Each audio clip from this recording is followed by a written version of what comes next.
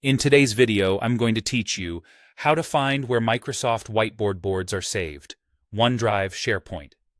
If you're using a work or school Microsoft 365 account, your whiteboard content is stored as actual files in your OneDrive for Business.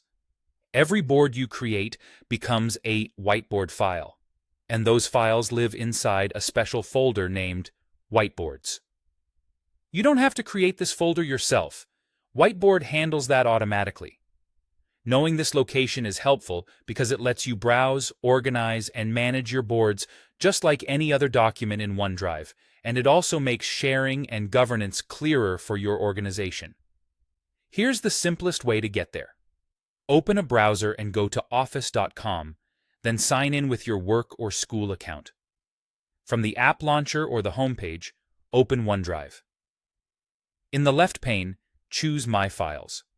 Inside My Files, look for the folder called Whiteboards and open it. You should now see your boards listed as Whiteboard files, typically named the same as they appear in the Whiteboard app. You can use search or sorting in OneDrive to quickly find what you need, and in many cases you'll see previews or timestamps that help you identify the right file at a glance. Once you're in that Whiteboards folder, you can manage these files much like any other OneDrive document. You can rename a board to keep your workspace tidy, move it to a different folder for organization, delete it if it's no longer needed, or download a copy for record keeping. Keep in mind that the Whiteboard format is designed for Microsoft Whiteboard, so downloading is mainly for storage or transfer rather than editing outside the app. If you decide to move a Whiteboard file into a SharePoint site or a different location in OneDrive, that's totally supported, but it can change who has access. Permissions in OneDrive and SharePoint are inherited from the folder or site where the file lives, so after moving a board, double-check sharing to make sure your collaborators can still open and edit it.